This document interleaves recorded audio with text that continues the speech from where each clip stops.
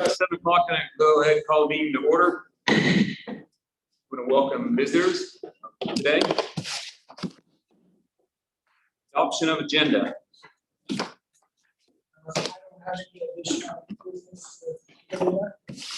Move to adopt, Mr. President. Seconded. Moved and seconded to approve the agenda as presented. Discussion. All in favor, raise your right hand. Tough, are you online? Okay, motion passed unanimously. Patrons' comments. Do you have any patrons who would like to address the board tonight? At this time, I am going to have Mr. Hancock do a little presentation for us. Every year, our students participate in what they call the Community of Care Survey, and I've asked him to start appearing 1-2 times a year just to kind of update the board on what that survey reflects, kind of what we are doing here at the district to address some of those needs. So I'll just turn it over to Mr. Hancock. Thank you, Mr. Clark. Ladies and gentlemen of the school board, I'd like to go ahead and have you pull up this slide right here. This is pretty much it's just a summary at a glance of our district when it comes to the Kansas Community Care Survey. This is a survey that we go ahead and administer in the fall. This year it'll be administered in November, but it's usually October through November. It is an online assessment. It's an assessment that is put forth through the Greenbush system, and roughly around 70% of all the schools within the state of Kansas go ahead and participate in this assessment. This assessment used to be paper and it used to be very long. They've recently gone through and modified the assessment so that the questions are more relevant. They've updated questions so it's more within the times as it relates to specific activities, delinquent activities, usage of drug, alcohol, illicit drugs, etc. There are supporting documents that I've provided to each one of the school board members as well as the school board clerk. This is something that it just kind of encapsulates everything that you'll find at this summary at a glance. I'll go over some of these right here and try and give you a little bit of understanding of actually what you're reading. So the summary at a glance goes ahead and it just covers the 2019 through 2021 years. The KCT survey has been going on for a little bit more than a decade, probably around 12, 13 years. So we have a lot of data to go ahead and look at trends over the long term. At the very first, during the past 30 days, have you vaped any substance? That is the very first graph table there on the top left. As you can see, it is we are currently below the state average, but there has been an increase in trend in that area. What we have done in the past is we've brought in the American Red Cross to go ahead and talk about vaping. We did that in 2019, 2020 academic year to bring about awareness and education in that particular area. Last year with COVID, we weren't allowed to bring in as many groups, so it's something that we will go ahead and readdress this year. If you look at the middle center, how often do you feel that the schoolwork you are assigned is meaningful and important? As you can see, it's a pie graph, but the almost always, often, and sometimes is 67.6% answered positive. So the students do see some purpose and meaning behind the curriculum being introduced in all subject areas. If you look at the top right where it says, I do not feel safe at school, you'll see district in Kansas, and you'll see 4.8% that's students that are saying they do not feel safe at school, which means that 95% of the students do feel safe here at Mission Valley. This has been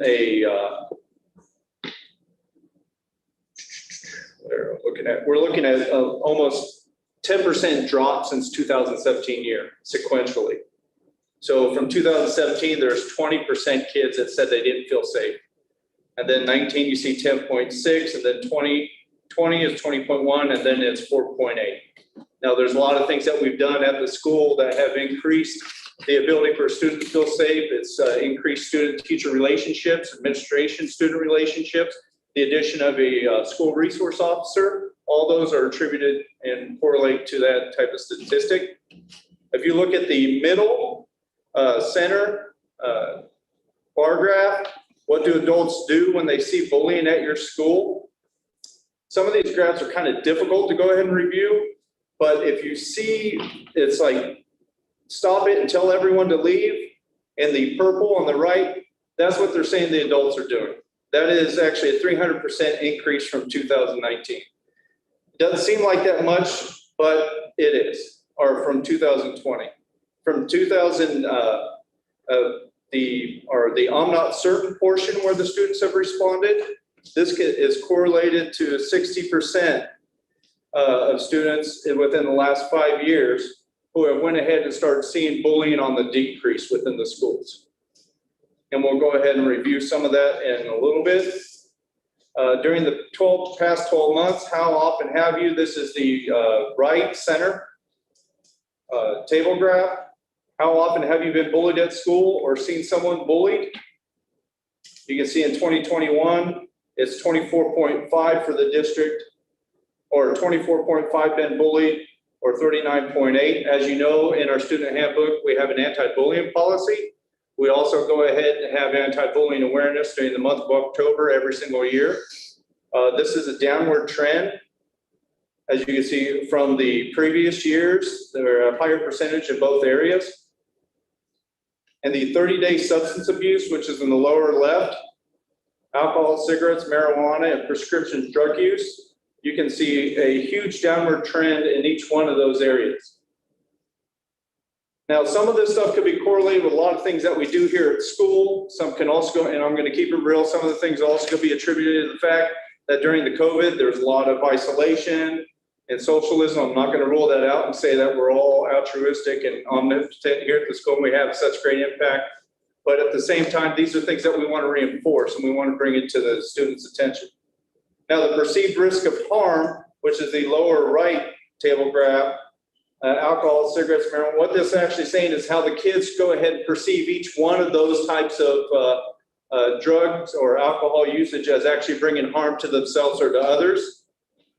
As you can see, we're in a downward trend in that area, but it doesn't mean that we're going to be stopping. There's going to be more education that we have to go ahead and introduce within the socio-emotional learning through our counseling education curriculum to go ahead and combat these perceptions and start allowing these students to have a more intelligent approach to how they go ahead and are introduced to these and how they can go ahead and say no, how they can stand up for themselves and be good advocates.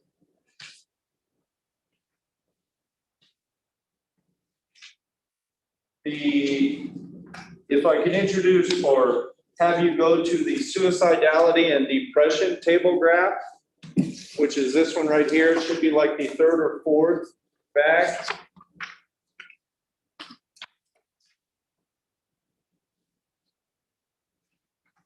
This is a report that is printed specifically for our district, so you can go ahead and identify trends as it relates to not only what's going on in our school, but as it relates to the districts within the county and within the state.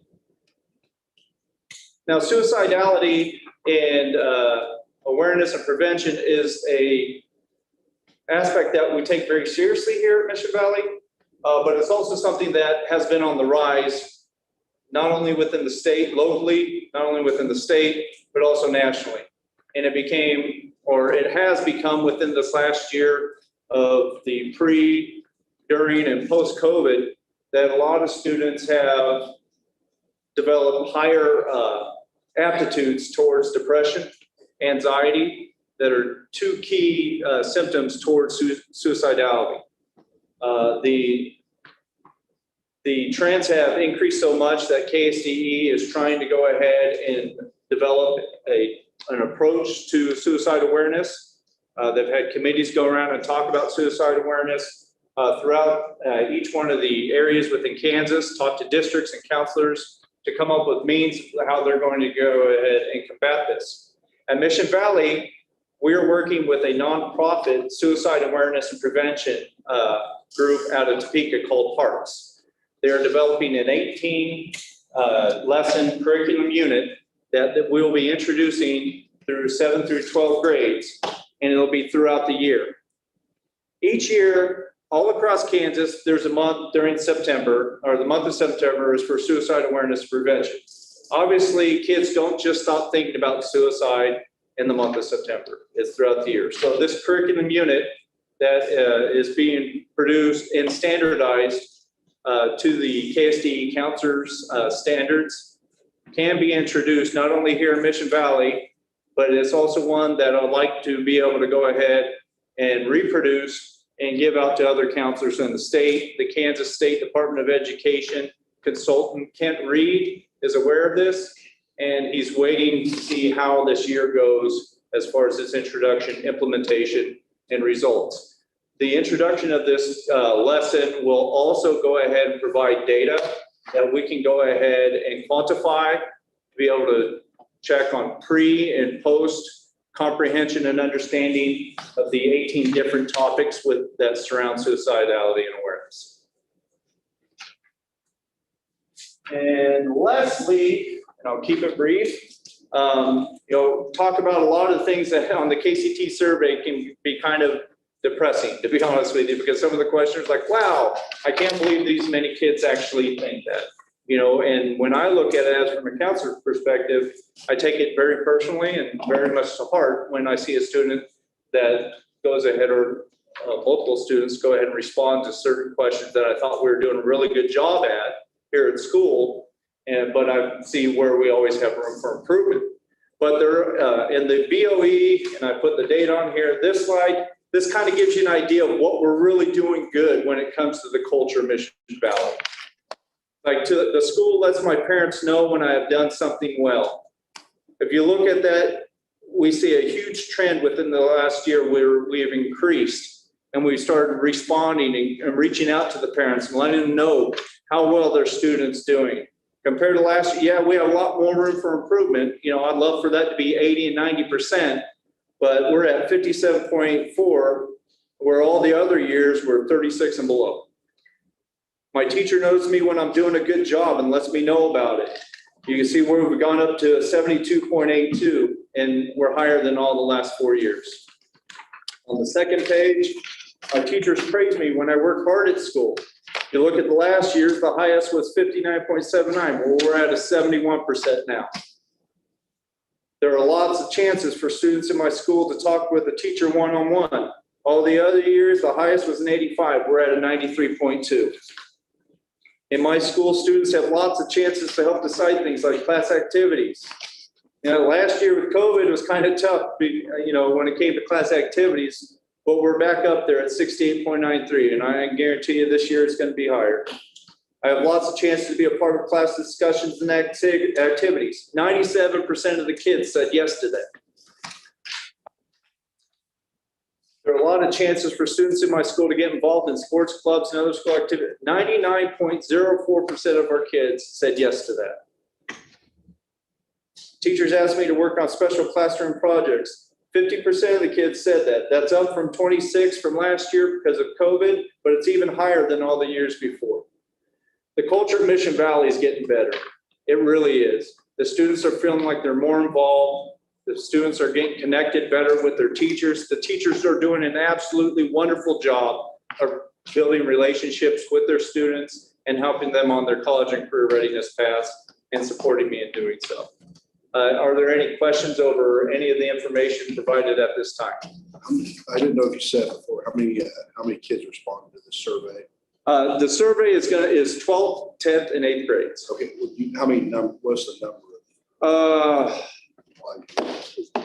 It's a voluntary assessment. And the parents go ahead. So we don't get 100% participation for each grade because some parents may go ahead and elect to have their student not take it. Yeah. But we roughly have around 90-95% from each grade go ahead and take the assessment. And so last year we had 38, 35, so probably around 90 kids. Awesome. I feel like students are putting thought and time into it and not just, blowing through and checking the answers. You feel good about how they. And that's a definite change from the past years. Because they went ahead and modified this assessment to be online and to be a little more user-friendly when it comes to how the kids read, and actually eliminated probably like 30 questions on it. The students they're not in that point where they hit that lull of,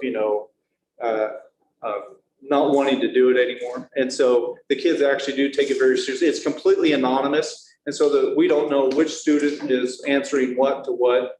We're just getting the data.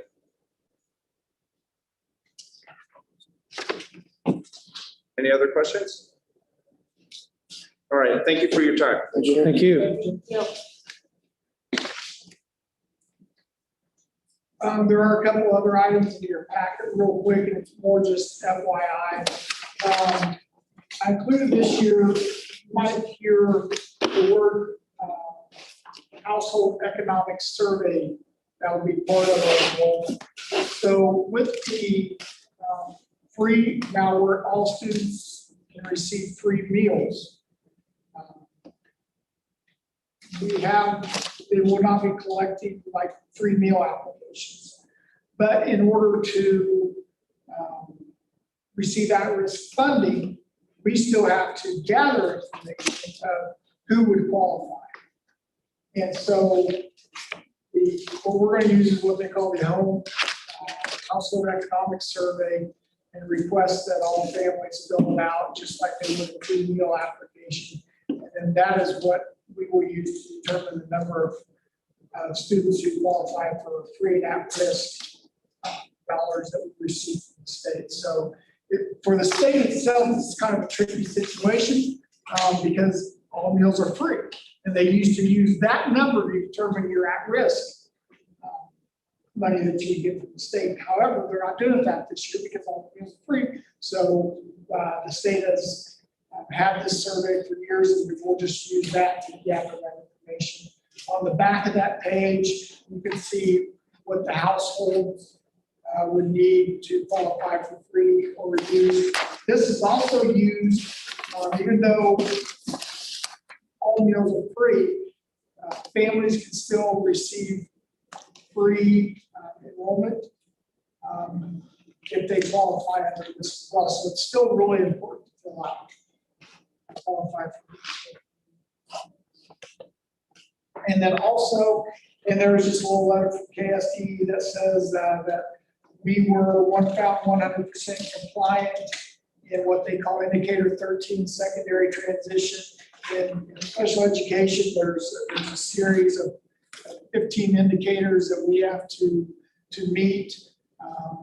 This is one that they look at on an annual basis where they go back to make sure that you have completed all your paperwork accurately as well as submitted it to the state in a timely manner. If that happens, you get a nice letter from the state. So we are here for the reorganization.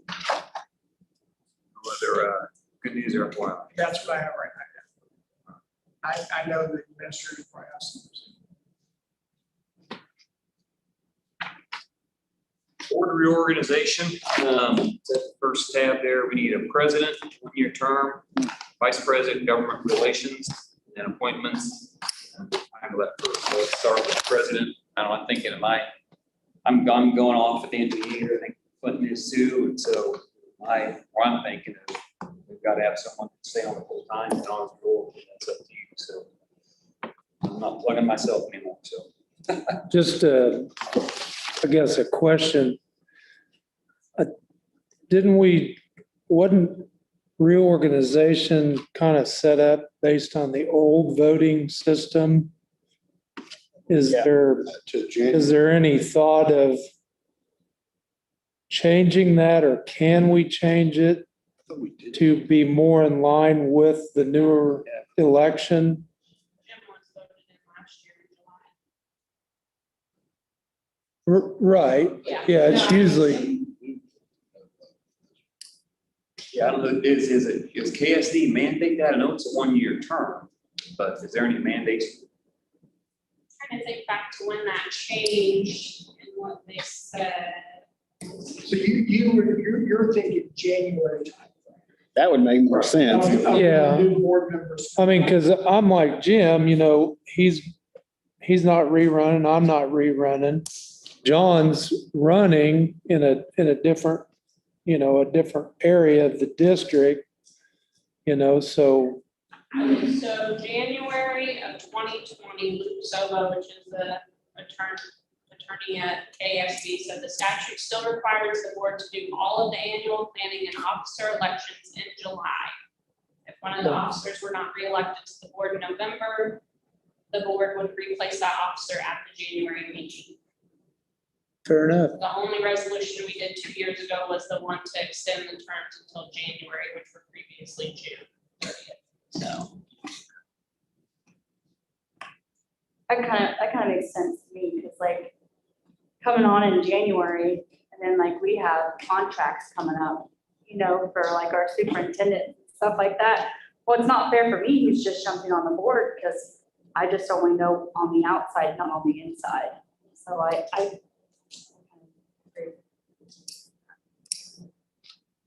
Well, I mean, As a new board, it sounds like what I know we she said, have to, that- but I think it's good that we yeah. keep it. and if you can change it in January or whenever, why, yeah, it's fine. Well, we need nominations from the floor. Is Tough online or, He is not joined, no. And he has not texted me. what is the stipulation as far as nominating him if he's not here? Certainly do that. I mean, if you take 4 votes, then whoever is the vice would have to run the meeting for this time while he's not here. But That's how I mean, it's kind of like any other meeting. I mean, if he's not I here- know if you're not there, you could, I would like to nominate Jake Durkins for president. motion on the floor for Jake as president. I'll nominate Tough for president.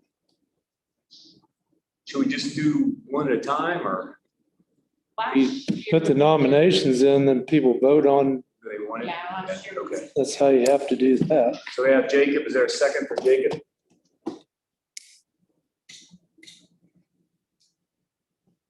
I'll second that. On it? Well, Yeah, we'll cease nominations first. That's why I was reading my minutes from last year. Well, Okay, so right now we have Jacob and we have Tough.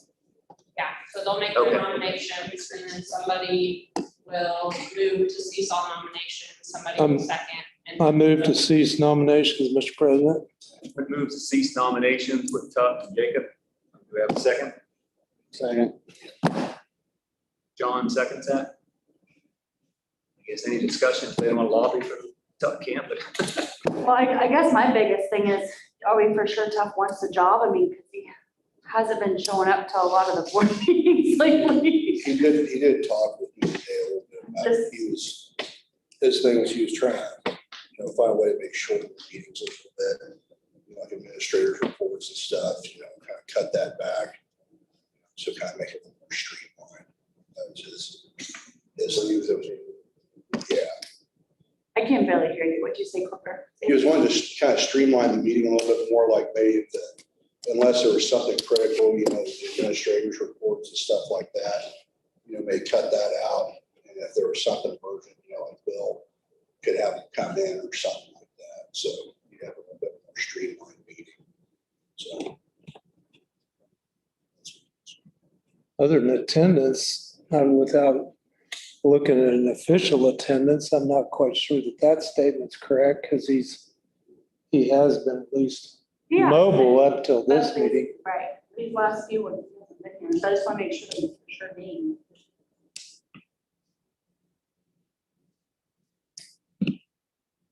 well, I'm all in favor of nomination cease. Raise your right hand. Motion passes unanimously. So now we'll go ahead and vote. All in favor of Jacob as board president, raise your right hand. Sure. It's 4 votes. So Jacob, president. Take over the seat, man. I was going to nominate you for vice president. You're back up. No, Jacob, I think you take over now for the rest of this. So move the boat, Jake. well, y'all can help me run a board meeting. I don't know how to do it. I'll move down. Jim, don't run so fast. Oh, You want a dolly for that thing? Sam, you need a dolly? We can. Jim, as outgoing board president, thank you for all your years of service as board president. Let's see. Hot seat now. Switch this. Nice binder, did I start out with? Sign up. Get all the signatures. You're out. Somebody else be sitting here too. Leave her involvement through. Vice President. So yeah, now we'll take nominations for vice president. I'll nominate Clipper Goodrich. Nomination ceased. I'll second that. All right, all in favor, raise your right hand. You don't want to do it again? No, I'll do it. It's nothing. All right, so government Government liaison, relations. So now, okay, you cease nominations, so now you need to. I guess. still need to vote on it. You know, you still want to nominate? Yeah. All right, so all in favor, raise your right hand and nominate Clipper as vice president.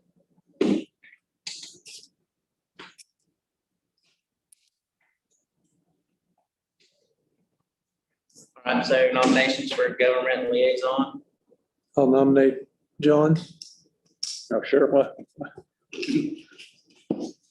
Jonathan nominated, or you want to do it? Yeah, I've done it before. Yeah. I think Anybody else? That should revolve around to everybody. Has nothing, yeah. I don't know. Serious. Christina, you did it, I think, one year, didn't you? Yeah, she Or you're- did. I'm coming off of it. It's a very hard job. I don't think Best that's. wishes. Wanna do it? I don't even know where it would apply, but I'll get you. Oh, let's just get this moving. I move we cease nominations. second, All right, all in favor of ceasing nominations, raise your right hand. All right, all in favor of approving John as the government liaison, raise your right hand. All right,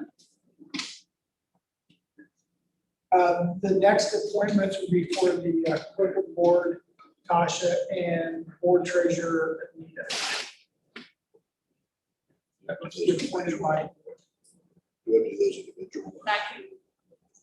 That can be a single motion if you want to do them both together. Move that we appoint Tasha Ray and Anita Walker. Tasha Ray as clerk of the board and Anita Walker as board treasurer. I'll second. all in favor, raise your right hand. Motion's passed. Unanimously. In your packet then are the next items. These are consent items, which means you can do them as one whole thing, such as identifying, put a little bag. I'll just take the first one, we'll do our second year, they'll handle our active funds. What we do is we go back and forth between our local banks. And then who's responsible for what? Reconciliation, Mary Hughes. Building principals are in charge of their school activity accounts. They're also the designated truancy officers. KSP is approved as our legal assistants. The official newspaper of Hudson County Signal Enterprise. I am the community hearing appeals officer. Tasha's the food service rep. She's the Capers rep. Approved the mileage rate for reimbursement of 56 cents. I am the Freedom of Information Officer. As far as custodians of records for the district office would be Tasha, the elementary would be Amy, the junior, senior high is Mr. Wild. District privacy official, myself, Title IX contact, myself, sexual harassment, myself, homeless liaison, myself. Tasha runs the 403 Plan B. Approval of annual resolutions. We use the 1,116-hour calendar. The other option is use like 185 days, but we go off of 1,116, and those would be the minimum hours that will be in school. And then the establishment of activity funds. Each Each building has their own activity fund. We have the permission to destroy records. And as always, we follow destruction of record procedures. Adopt early payment request, so we can pay bills that need to be paid right now. Pay, approve the waiver of general accountability principles, which they will follow the general accounting principles. Establish home rule. That's just basically saying you have local decision-making power in terms of your school district. Establish board meetings. As per past, we've always went the second Monday of each month at 7 p.m. Establish petty cash funds. District office retains 1,500, elementary 500, junior high school 800, and then we have 300 in special education. Petty cash funds are just for small items that we may need right now, that we carry. You know, that's the maximum we can spend each month if we need to go get something real fast. Rescinding all policy statement found in board books, minutes. Safety resolution to establish needs for school buses. Those are also in your packet. Also in your packet is lunch prices, petty cash limits, and I believe that is all. Mr. President, I move that we approve all items under consent items from A to the letter T as presented. Second. All right, any discussion? Have we ever looked at how to, or moving the board meetings to Wednesday? That's usually reserved for religious. That's right. I just know there's some there's some districts that do, just because usually Wednesdays, there's not a whole lot of activities, so you might. That's why it's usually set aside for religious purposes. That's typically why.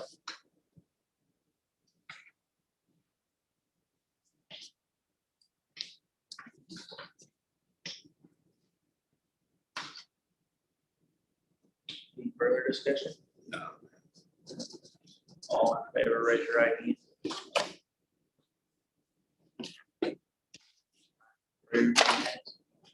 And after last month's board meeting, I just want to make sure that the desire of the board is to have board meetings now at Mission Valley. That's kind of what I felt from the last board. I cannot guarantee that we'll always be able to obviously have them here in the cafeteria when we have to use the library like we have.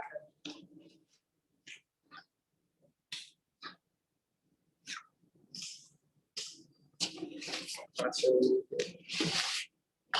we are now ready to do the agenda. So I have a question about that.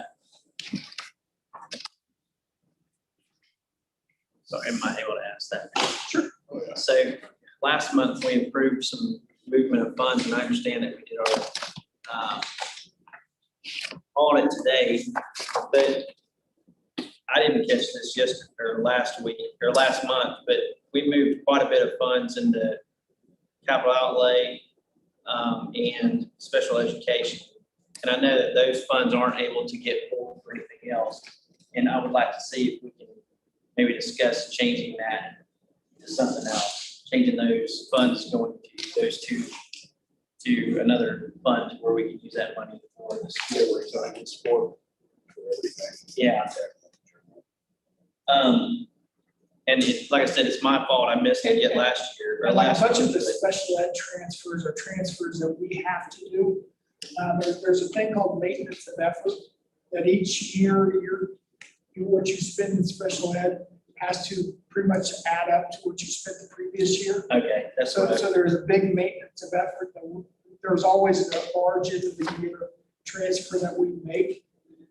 And also part of that is being your own special education that you provide is to keep enough funds available in their cash balances that in the event of a catastrophic need that you may have to have in the district.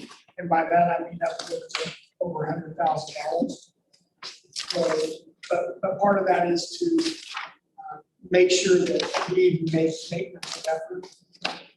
And that's what your local obligation is to your special education.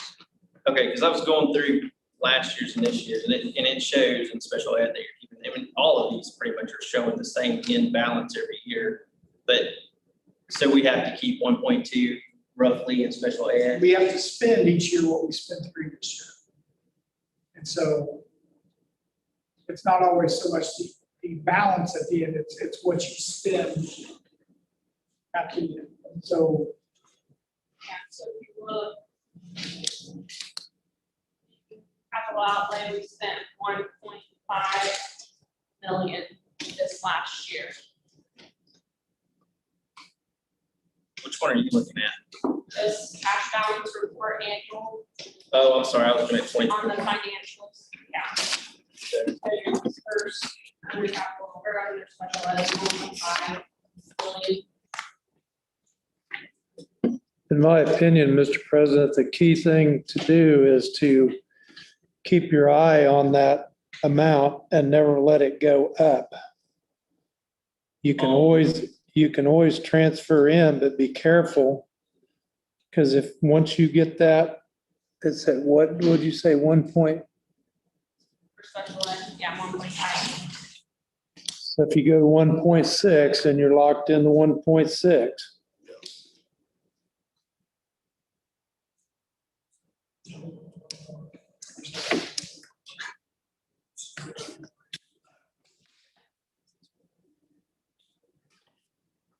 And that capital outlay purchase wasn't even enough to cover the bus, so we did, that was my last, And the capital one, you can't really move out of it either, can you? right, we usually get our buses and our cars out of capital outlay, so in the past, we've tried to transfer enough to cover those vehicles. But we had other transfers we had to do, so capital outlay was kind of my last. Okay, here's what we have that we can put in there to try and cover those purchases. We're not spending that much money on buses or anything like that. And that's my point is, I mean, if you're telling me that special ed needs to stay around 1.2 all the time, I'm fine with that too, because we need to transfer that money in. But here's my end goal. We need to start paying our teachers more. And when I'm looking at this budget, I'm seeing all these numbers getting pulled around at the end of the year. And I just want to know a reason why, I guess. Because we can't touch can't touch capital outlay. There was one of them. Can't touch, right? So, we can't touch on your bond interest or things like that. yeah, so these are all end of year transfers that we need to make our accounts positive. Yeah, So the at-risk amount, we needed to transfer that amount for the expenses that we made throughout the year to make sure that we're carrying over a balance. don't go too fast. Each year. So like we had. So where does the at-risk fund go to then? That risk is Fund 13. That's to cover all the at-risk teacher salaries. A big chunk of that, 120 something thousand goes to teacher salaries. And you have your at-risk teacher aides out of there, including all their fringe and taxes.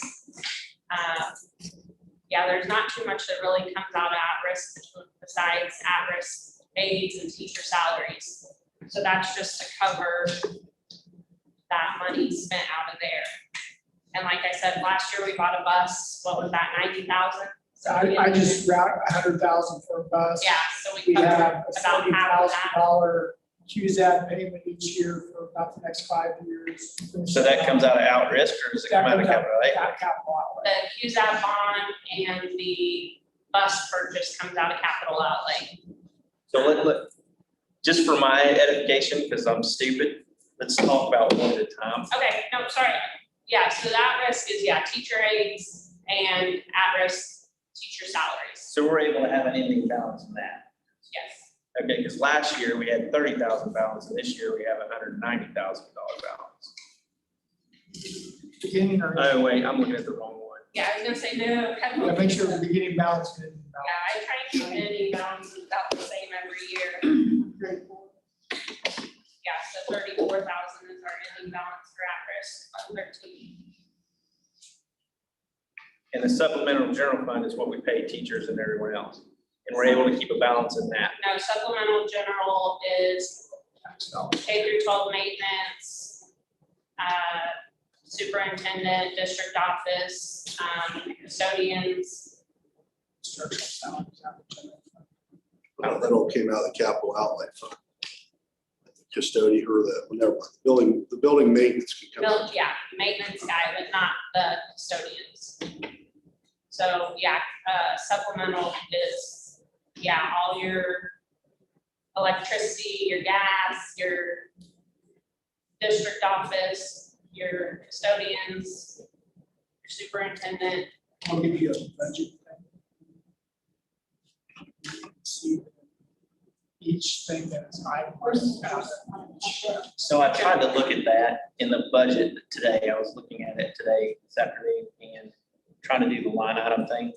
Because in our book, our budget thing for the board, I believe it actually has the number of where the line item and where it comes from. But, I mean, I see, and I'm not blaming anyone, I'm not. No, it's if there's all right. any kind of, I'm just trying to figure out, because it looks like we're starting with the same amount of money pretty much in each fund this fiscal year, as we started last fiscal year. So is there some of these that we got wiggle room, we don't need to be transferring money into, to where we can put money in something else? Well, like at-risk is a good example of, you never know sometimes how much you could lose funding out of that. You're gonna get some funding from the state. So we use some of our dollars also to backfill some of that. And this coming year, you're gonna see bigger transfers from general fund and supplemental fund to at-risk, because the state is requiring us to make those transfers. So when I did the budget just the other day, the state is requiring us to make a certain dollar amount transfer from general fund to at-risk, from supplemental fund to at-risk. So you're gonna be seeing bigger transfers to that because the state is making us do that. Well, yeah, but general fund that's where all of our funding comes to, right? I mean, it's the account. Well, so we received 4.4 million in it this year. Yeah, that's state I aid. mean, our budget's what, 5? Actually, our budget, our expected expenditures are 10 million is what we budget, but we never do that. Yeah, So how much you budget for is oftentimes greater than what your reality expenditures what are. you will ever spend. But you have a budget authority then And if then, needed. so you're seeing the ending balance in supplemental on this cash balance report as 190,000. That's not the true balance. So when you go to this revenue expense balance by fund and you see our ending unencumbered balance, that supplemental is actually 37,000 is what we're ending the year with, because we have all these previous encumbrances. So we had to encumber expenses out of there to cover through the end of the year. So that ending unencumbered balance is what you really want to look at to see what your true balances are going to be after all the bills are paid. Are you talking about the June 21 Yeah, that, cash balance the report? first one right after the financial report tab. Well, these are the ones I made copies of. Are these in the book? Oh, yeah, in the book. I'm sorry. And I'm sorry. No.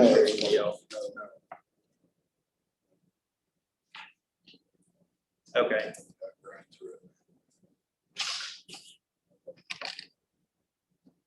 When the state asks for a report every month, they want what your ending unencumbered cash balance is. They want to know what you have. Work with. Yeah, so. And it looks weird, the general fund's in the negative, but that's because we just got we'll get our state aid payments and everything. And some of our cash balances will be higher than other places, because one, we carry our own insurance. So we have to maintain a healthy account in there to take care of these things happen. There's where your catastrophic problem could come from.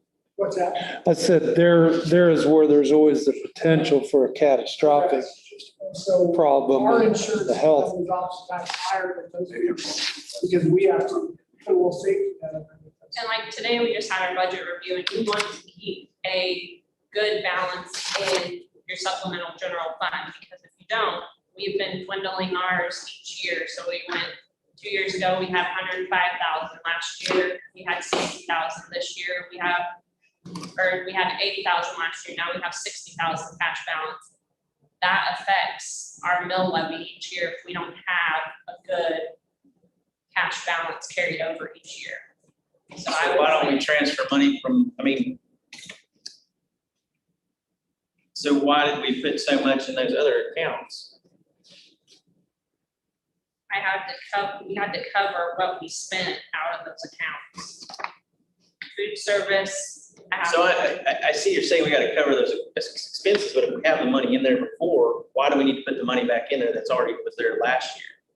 If you're saying the supplemental general fund needs to be a certain amount of money and we've been dwindling yearly, and that's gonna hurt us in the long run, then why are we putting? Well, next year, as I do the budget, next year, we're gonna transfer money into supplemental to bounce it back up from contingency. So why didn't we do it this year then? Because there's. We didn't, yeah, we didn't need to this year. Because it didn't affect our mill levy last year. Last year, we were able to do the budget and keep our mill levy pretty, flat. This year, I did the budget, had to make a few adjustments to keep the budget flat or the mill levy flat. And one of those adjustments was that we're gonna have to transfer some money from contingency to supplemental. Basically giving relief to local taxpayers.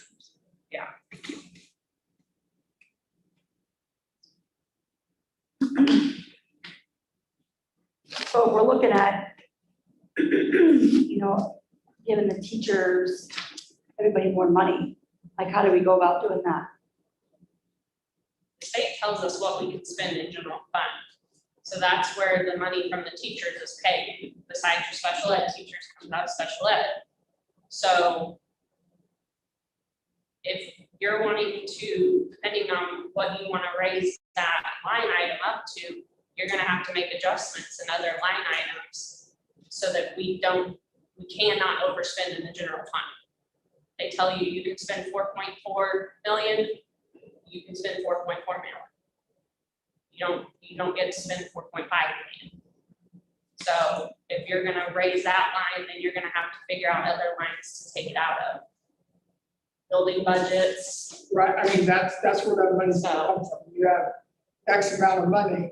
If you say, hey, we want to pay staff this, and you need to find a way to find that money, well, then it's our job then to go back in there and find money in other places and move that money up. We'll just use the word instructional salaries.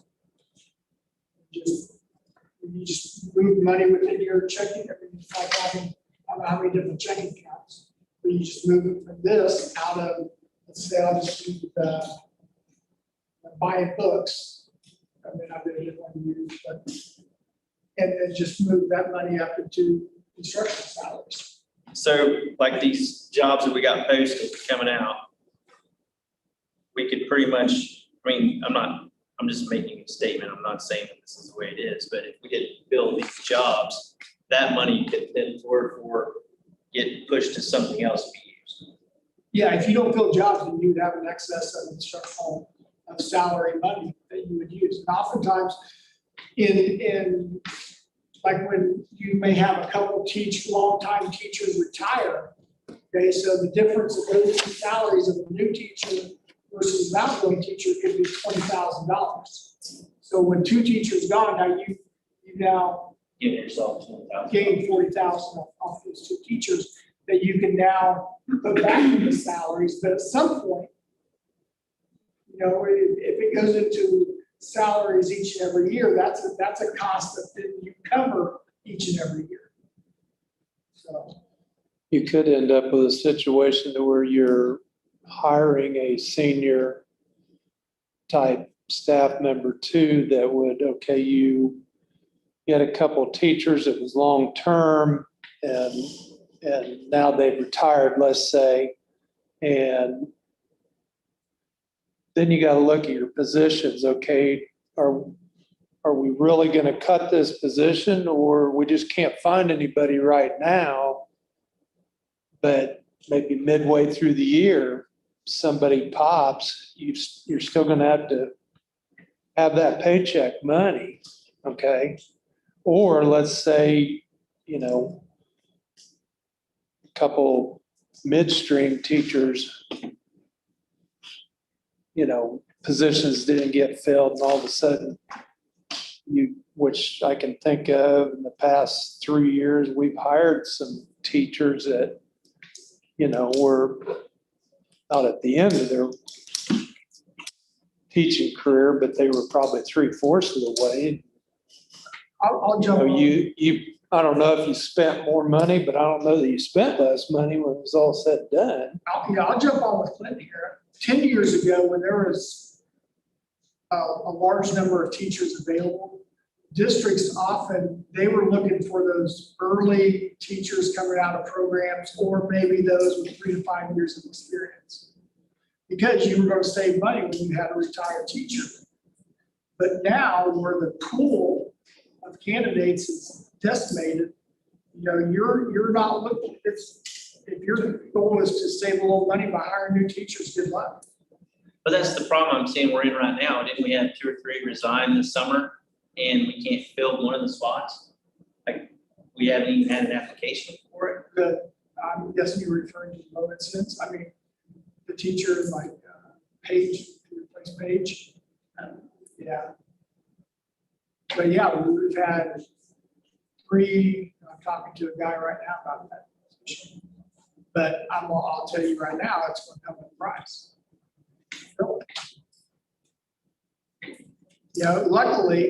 Luckily, that's in the world of special ed where you're going to get a $30,000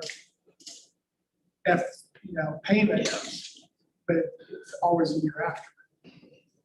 I mean, I see Jake's point here, and I think the end game ahead of what you're after, tell me if I'm wrong, is this, you just want a suggestion, how do we rework this to create some more money, maybe equivalent to what we spent last year on them, additional money on the teachers? Yeah, so. There's got to be a way to spin the numbers to come up with 300 grand somewhere. If I you mean, look is that what you're kind of after? Yeah, Yeah. 'cause I looked at the stuff that Bill sent out a couple weeks ago on the salary stuff. We're pretty low on the totem pole. And it's pretty hard to keep teachers here that are worth keeping if we're not paying them well. And I don't blame them. I mean, if I can go across the street and get paid another $3,000, why wouldn't I not do that? And if we want to keep quality teachers, we need to pay for quality teachers. And if we've got to short ourselves somewhere else, then maybe that's what we need to look at. But we're not giving our teachers what they should be paid. In my opinion, I mean, if y'all look at the numbers and I can show you the stuff that Bill sent and I started marking off stuff. We're pretty low with a lot of the districts. And I don't think it's right. And I think we should right that wrong. And I know this is not the forum, but we started talking about the budget and it brought this on, but we got to do a better job. And if we short ourselves somewhere else, then short ourselves somewhere else. But we got to start getting quality teachers and paying them well, or at least what everybody else is paying them. Okay, I'm gonna get off my soapbox. So we can't do anything about what had happened last month. Is that the end state here? Mr. President, to go with, I think I guess my thought or recommendation is if maybe one of the first things you have to do is say, okay, how much are we going to increase? How much is the district going to stand? Okay. I'm talking about on salaries. Mhm. So the way it looks to me like, unless you cut some of these summer expansions, stuff like that, which I don't know if I'd call them expansions. I'd really call them keeping up with the times. Some of the facelift projects we've done, you know, when we're gonna spend 300 some thousand this summer. Or you start raising a mill levy, or you don't do a bond once your other bonds go off to free up the money that you've already been spending. But I guess if the goal of the board is to increase salaries X number of dollars, once you identify that, what you want to do, then you start shopping around and figure out, okay, where are we going to come up with that money? Start looking at all your categories and say, are we overspending here? And to be quite honest, I don't know if that's anything that can be looked at internally. Though I can tell you where I'm going with that, it's going to cost the district some money to have a private company come in and analyze, okay, what have you been doing the last, I don't know, 5, 10 years, and give some recommendations. I mean, that'll cost thousands. I already know that, because I've seen companies do that before.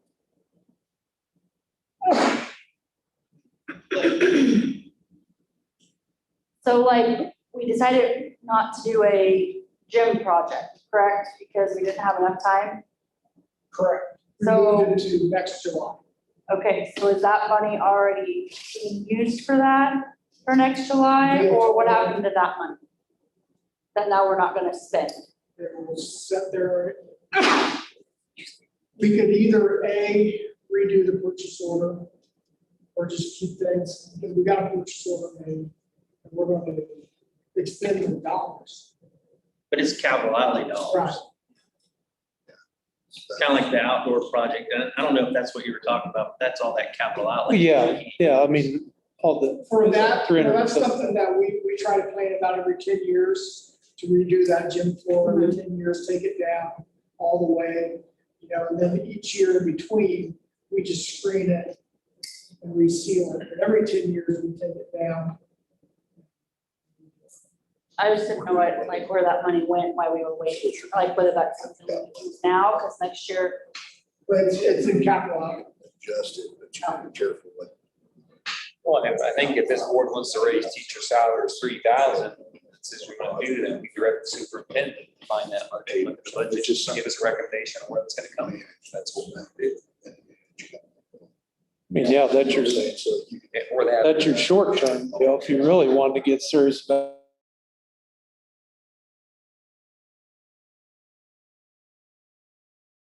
I guess I'd like to see, Mr. President, as I know that anyone that leaves the district is given a exiting interview like we've seen twice since I've been on the board. My understanding is that it is said when that's given that the board will end up with it. We've had a lot of employees leave since, I don't want to make that sound crazy, you know, like but we've had a number of employees that have left since I've been on the board, and I've only seen 2 of the exiting interviews or questionnaire, whatever. But going back to your salaries, I have yet to hear anybody say that they left this district because of pay. Now, in talking with one other board member, that individual said that they had heard it once. It is always, you know, just like one I can think of, it's going over to Silver Lake, family issues. I don't know that they're really moving, but going over to the neighboring district just because it makes more sense for them. Had spouses, the one spouse gets transferred, there may be the larger income, so they follow that. I think far aside what you do on salaries, I think them exiting interviews should somehow be a mandatory thing. If you want your last paycheck, you turn it in. Because that'll give you an idea of, okay, if you get 10 of them in next year and 7 of them says, I'm leaving the district because I can get more money down the road, then yeah, you've got something to work with there. Well, I see your point, and yeah, exiting interviews would be great, but the data's right here. I don't need someone to tell me that. I mean, it could be they're moving for family too, but I mean, when I look and we're the lowest in our district in the Flint Hills League, the average is 38,584. We paid 36. That's our starting salary. Oh, I know what it is. I've tried to get that increased when I I was mean, that's negotiating team. So I agree, we should have exiting interviews. Some people probably won't want to give them, and some of them they're mad or something like that. But when I look at these numbers, it just disappoints me that we're not paying our teachers enough money. Okay. I'm gonna get done with my soapbox. Mr. President, I move we approve the consent agenda as presented. Second. Sir. One document that I have shared with you that might shed a little bit of light to is the history of negotiations. Mhm. That I think, I agree, I understand 100% that we are below where the Flint Hills is. That's my approach is I want us to bring us up at least comparable to those. That's always been my goal. But I will say that in the past 5 years, if you go before that, that's nothing against the previous board members because they were battling other budgetary deficits caused by the state. But that the board has responded back in the past several years. Unfortunately, there were so many years before that's where we fell behind. Because the raises and everything that's been the past several years has been a pretty good reflection of what's going on around us. We're just still dragging because of those 1 years where some years there was nothing, except the $15 thing. But we don't skip a beat when we give our hourly employees a huge salary increase. We didn't blink an eye. I don't know that we gave them any more than the certified staff. If we did, you need to point that out directly. Okay, I will do some more research on that then. But okay, And I can put you together some information on okay, go back 5 years, how much has our instructional salaries gone up, gone down? There's a lot of stuff that we can put together. I like data. That gives you some historical stuff. So 5 years.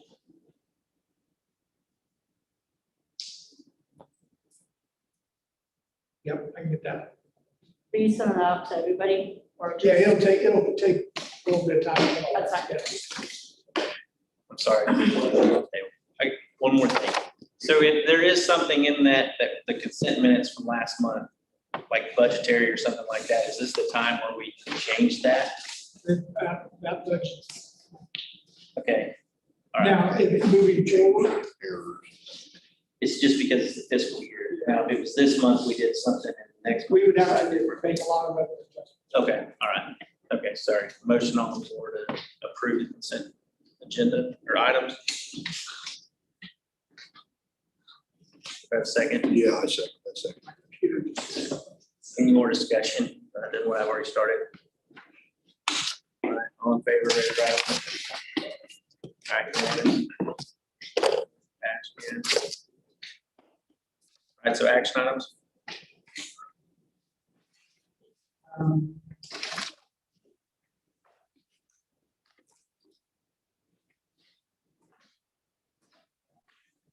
Sorry, my computer just now decided to restart itself. Now I'm jumping over here to. So, All right, non-licensed staff, glad everything. We have two, Tasha and Justin. just to approve contracts to continue employment through June 6th, 2022. We do not look at salaries at this point. We just look at the point.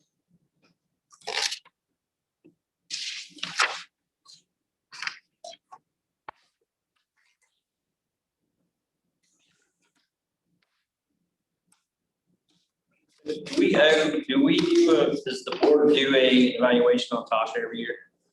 Should we be doing one? Or is that your responsibility? I'll just get fired. If the board would like to assist with that, we can. And the same with Mr. Duncan? With the same person. Something like that, we just got to-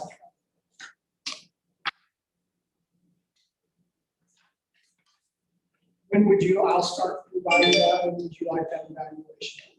No, I was just asking if it is that. Okay.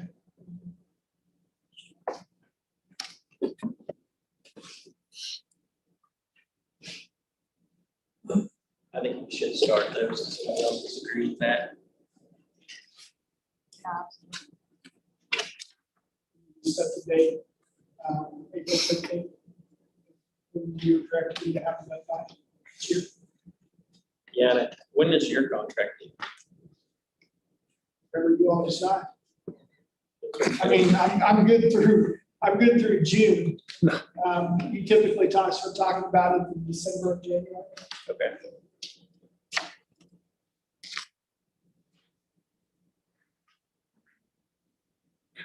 Mr. President, I'd recommend if you're gonna look at having some board participation, sorry, I don't know what level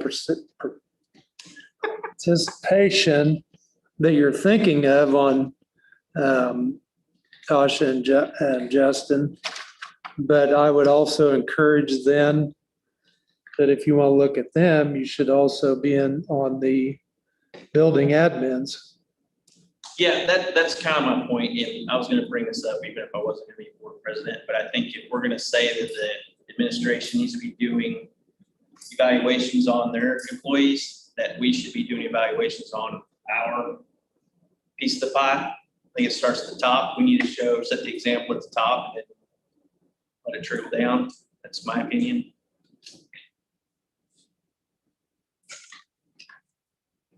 I completely agree. I think we need to start doing this.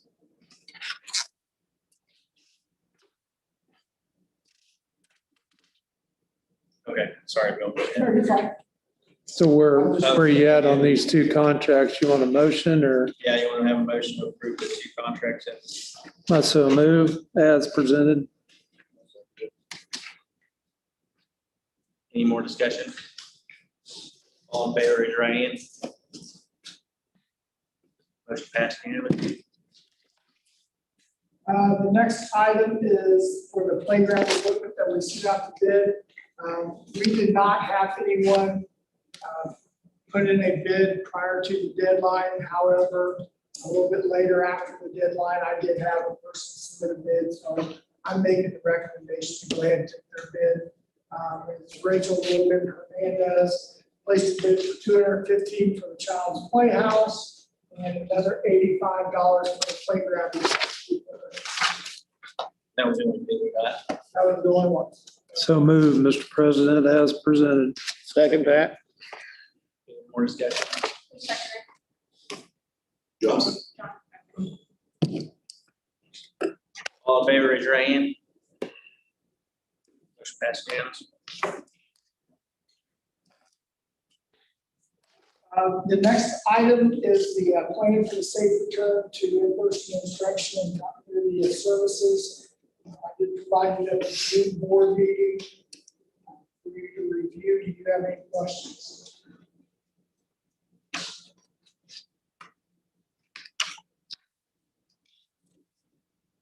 I do have a couple of pieces. I'm not adding it to this plan, but just to maybe discuss views in talking and participating in some superintendent's forum last week.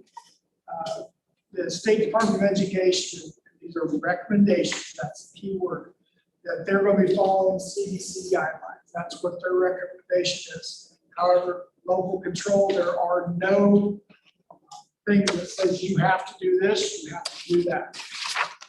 So as part of the key, some of the key recommendations that other places are looking at, these are not recommended by me right now.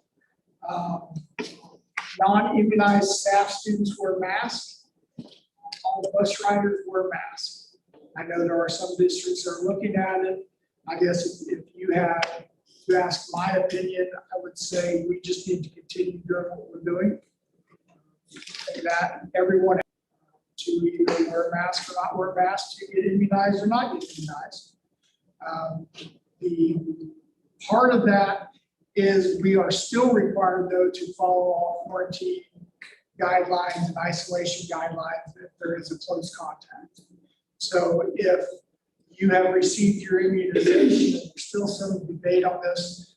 It's a guaranteed for 6 months. I expect it to be a year. I did not get confirmation on that. Like if you've received your immunization, that you're good for a year of not having to keep quarantined. They don't know yet if they're going to start requiring boosters, but right now, shot, you're good. If you have been positive and not an antibody test, but you were confirmed positive in the last 6 months, then you do not have to quarantine. So, continue making the temperature screens available to people. We'll have them stationed in the offices, and check temperatures, making sure that we have hand sanitizing stations, plenty, and just continuing trying to do good cleaning protocols. As well as with that, maintaining our extra custodian that we've put on to help today. We need more of that smart money. That money is awesome.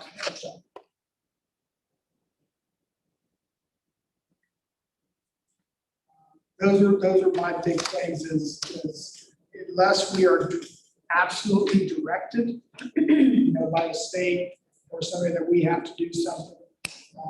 My recommendation is just to maintain what we're doing. I know we have had talks about reopening up the school to outside people to use, like in the past. That would be something that we haven't done yet, that the board would like to do that. Mr. President, I would make a motion to accept the plan for safe return in person as presented with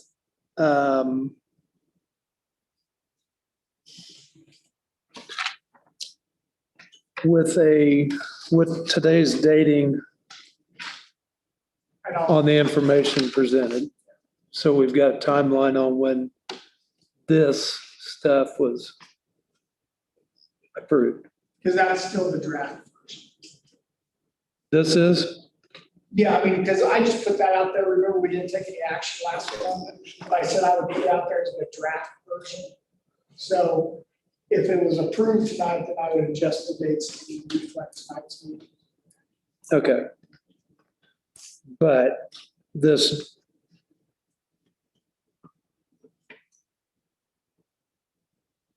so don't you really need to clean the draft up and then we vote on it? I'll just change the dates unless there's other changes.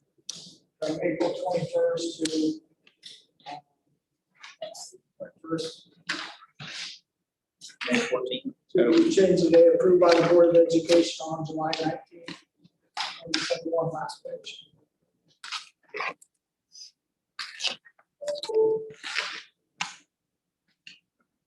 Is that what you were asking?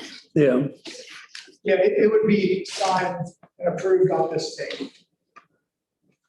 So once you get the actual clean draft, then you will have him sign it if we approved it. Correct, All I- with I the believe all proper I need to do dating. is just approved by the board. This is what they sent us, just approved by the USP Board of Education on July 19th, because then there is a public record of the vote taking place in the session. Also would like to add president's signature to that, once the dating has been corrected. I just make that part of your motion. That is part of the motion. We have a second. Any more discussion? All in favor of adopting it? Motion passed unanimously.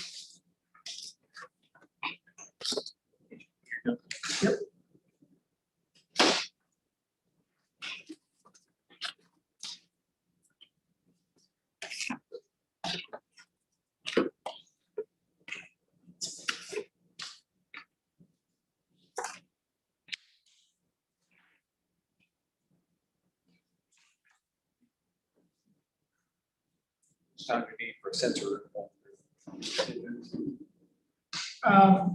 Yeah, So I'll give you the handout I created. The top page is a sample schedule. If you want to put each grade in the sensory room of AM and a PM time, not sure Thank you. if that will be the recommendation or not. And then also I identified what adult would be available during that time to support them. The estimated number of students that we think is going to be there. Kindergarten's a total guess, because we don't know those grades yet, but that was a guess. And then the last column shows you what that would look like on their schedule. So like, for example, 8 to 8:50 or 8:50 to 9 would be a second grade class, and that would be between their phonics and reading time is when they go for their break. So there's an AM and PM on that. The second page is a draft of the schedule of the room or the map of the room. And then at the bottom, there's a couple of vocabulary pieces that are used on the map that I just wanted to define for you. The map is what it would look like if it was completed all the way. So if we just do phase 1, there'd be some parts of this that were left out. And not all these parts would be used every time the kids visit. And then the last page is the cost of each phase, phase 1, phase 2, and phase 3, what that looks like and what is included in that. And then we can take a walk down to the room to take a peek. Any questions about this yet? You've got, By Jeff? you've got cost on the, well, each phase is there, obviously. But I don't see any additional costs that's created based on moving these kids back and forth. And I mean, surely there's going to be additional costs and staffing, isn't there? I mean, if you go from doing something to, or not doing something to doing something. So like, for example, that first time with second grade, the interventionist would be the support that would be with them. And she picks them up from reading intervention anyway. So she would just go 10 minutes earlier to pick them up than she would have. And she will do that with them before their intervention starts. So the person that I put in would be their transportation person and their supervisor while they're in there. So for example, like the 8:55 to 9:05, there's already slated to be an aide in the kindergarten room that full time. But between phonics and math transition, instead of the aide being in the room, they would be supporting the kiddos that went to the station. Does that make sense? Oh, yeah. Yeah. So they're. I mean, it makes sense. I'm just not quite sure if we're not adding additional staff for this, what they were doing and then time periods that made them all of a sudden free. Well, like the aide would have already been in the kindergarten room. So instead of helping with the transition from phonics to math, we've decided this would be a better place for that spot. Or like, for example, if it's the interventionist, between her group, she might have a 10-minute block every once in a while just because of the spacing of the classes. So it's kind of tightening up everyone's schedule a smidge. Everyone still has their plans on. And these are aides monitoring or certified staff members? Paras and aides are classified and then interventionist is certified. But like, also we can have paras and aides supervise kiddos, like in different independent activities. Okay. Okay, all right, follow me, I'll try me.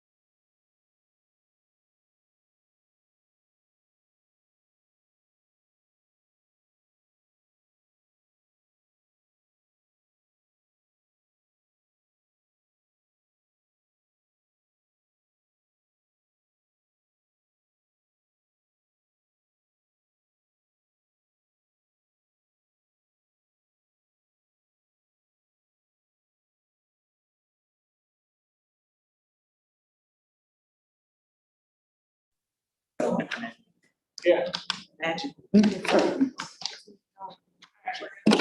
Carrie. Is that the administrative? The room, I was told that- Policy update. so we're gonna go ahead and move forward. Sweet. What are we doing? What? Go ahead and move forward with the sensory room. Huh?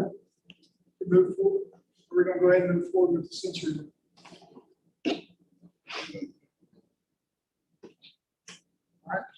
So, no motion to do sensory room? Are you looking for a motion? I will make a motion that we approve the sensory room. Second. Discussion. It's a neat, I think it's a neat idea. It's a really neat idea. I understand where we lost the preschool, they have a full, you know, full day preschool. This kind of what we really need right now, or if we should revisit it here. See what we're looking at. We're just talking about budgetary issues, about trying to adjust budgets. Wages and stuff. Our critical goal is to give the kids a good education. But just discussion on food for thought. So, I mean, I think it's a pretty neat idea. It's pretty interesting. Where would the money come out of this capital outlay? Part of it could, we can also use some of the, since this is meets some sensory needs of students, you know, you're gonna have some money coming out through the CARES Act. Through what? What'd you say, Bill? The extra money. Some of the other money you can use, for any furniture type, you can use a little bit of capital outlet money, pick up some of that, so you can really pick from several different places. Building budgets could pick up a little bit of it. Because what was the initial startup? Just for basic. Looks like around 10,000. Yeah, it's, I mean, it's not even, Round you need to really be in a 1, budget. 2,800. 2,800. Is it just round one you want to start with? I'm fine to start there. So that was gonna be my question. I mean, I understand you're wanting to move to C, but why not do phase 1 and 2? And do it for the first quarter of the school year and see how it works, and then if it's not, then we find somewhere else to put these things. Well, don't you still have to budget for 10,000? Because why would you do phase 1 and 2, spend the money just to work on a crapshoot? Then that's gonna be money. What are you gonna do after that? Next year, we spend the other 5,000 on phase 3. That was my thought process. Or after it, first quarter, if we think it's good, then we spend the 1,500. I don't have any problem moving forward. I think it's a well thought out plan and they put a lot of thought. into it. You know, the administrators are backing this. And I think it's gonna work good for the school, so I don't. I mean, I'll be honest, it's pretty, it's, for us, especially out here, it's very innovative to break away from something very traditional such as a computer lab, right? This has been going for, 3 years. And it even took me a while to break away from that, but, you know, when Amy started putting the stuff and other stuff, you know, it's a very innovative thing that when you talk about, there's always risk. But to say, what does Mission Valley have? Well, we have this room, you know, for our students, because we recognize the need for students. This is something that other larger districts are doing, you know, putting these types of rooms in their buildings, facilities. When they are building new facilities, they oftentimes are starting to design rooms like this, you know, because we recognize, you know, all the needs that students are bringing in. And like I mentioned, for me, my vision is a lot of times today's kids bring in so much stuff from home, from family life. I mean, just just the environment that we live in today. That, you know, I think it supports all students. It's just not geared for those with an IEP, or that all students would be able to utilize this room. And to be honest, there's still parts of this room I don't even think we thought of how to do it. You know, I think we're gonna develop this into something even bigger and better down the road. This is just kind of the first step to get us going. You know, we've constantly discussed, is this gonna grow into some more science technology where it's all brought together? You know? And planning for 20 years down the road, 10 years down the road, you know, is the need for a computer lab going to be there? I see those needs just continually kind of going away as we put in more technology and technology becomes even better. You know, that I'm not gonna say at one time that computer lab was not excellent. But now it's like, okay, can we take it and use it, plan for something again into the future, just not right now. You know, and yeah, we purchase computers and things like that. You know, but when you grow and develop and become innovative, some of those things we put on the back burner and move forward. So those computers though, we're gonna give them to the staff, the teachers, right, or something like that, so they can use those. We've talked about trying to, putting them into a classroom because, you know, oftentimes like a sub may not have them. They don't have their own computers all the time. So could we put them into those classrooms? We also have some other areas that can use standalone computers, like in some of the other special education programs, or, you know, but again, we don't have a lot of standalone computers. We'll try to maximize their use to the best of our ability. You know, but some of them, even though they're age-wise relatively young, even you mentioned, this technology just grows so fast that 5 years is an outdated computer. I believe when we purchased those computers too, we couldn't do state assessments on Chromebooks, so they didn't have the security in place, so, it wasn't, I understand it is frustrating to have it and then feel like, not money, but at that time, we had to have it. You guys needed a computer lab to meet your needs. It's just things with technology have changed so fast, so. And I get it doesn't look like you're just doing math or reading, but through all of my undergrad and my master's, just how the brain works and fires is so fascinating. And to be able to take a math time and make it more efficient and effective, I really think that's where we can start growing our academics now, is by meeting some of those needs. Any more discussion? Your motion was to approve all three, to approve the entire thing, correct? I'm sorry. We can start with phase 1, phase 2. No. That's what the sense of it. I think back to discussion, the nice thing is most of this stuff, if it's something that we decide in a year and a half, if there's something better we can do, most of this stuff can go in a different room to use. So it's not like we're out money like so that's the nice thing. So I'm okay with going. I'm okay with going phase 3, but I have. Okay. Tim, and you seconded that motion? Yeah, I second it. All right, any more discussion? All in favor of approving it, raise your right hand. All opposed, same sign. Abstaining? Okay, so 4, 1, and. Well, Yeah, it goes down. it still counts. Okay. It's abstaining. So the motion is passed.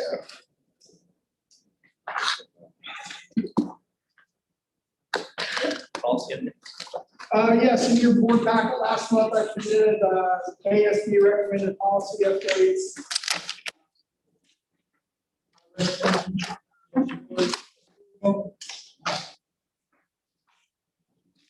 Much of them, all of them are just adjustments to the language. Like I said, there was recommendations in all of them. Make a motion to approve update KSB policies and forms as presented. Second. All in favor, raise your right hand. Motion passes. Yes, the next item is a receipt item out of district students. We are still receiving requests for out of district students. We're sitting there right now. 120. I think possibly lost two today. So, 117. Said you lost 3? Yeah, I decided to stay in their own district. Oh. Probably pick up some more now that you got a Century Room. Well, 117 now, 120 with 3. Back to there. I believe there was 3 of them. I make a motion to approve out of district students. As presented.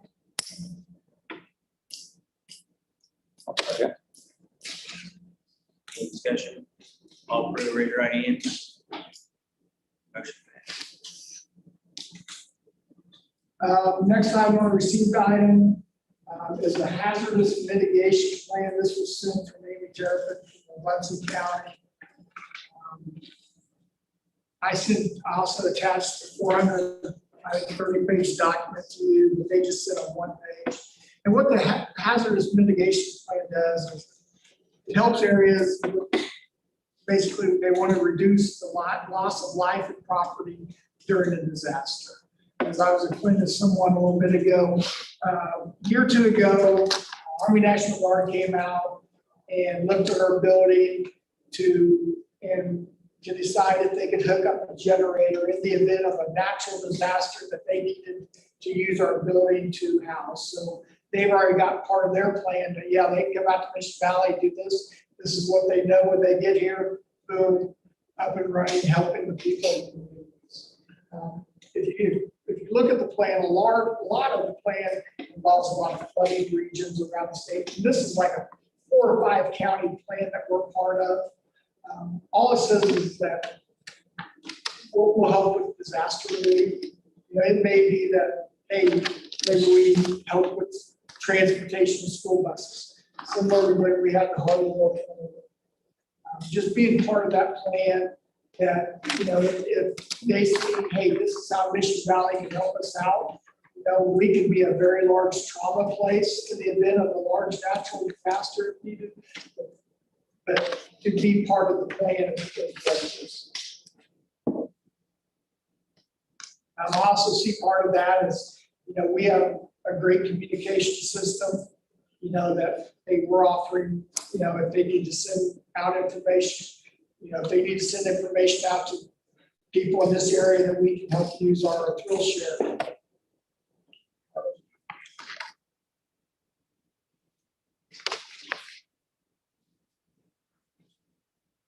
Or FEMA. Make a motion to approve hazardous mitigation plan Second. as presented.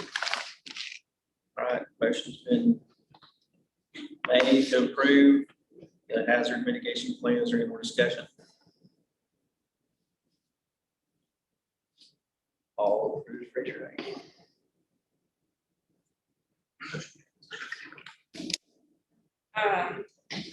This next one, the revenue neutral rate, to set the board meeting.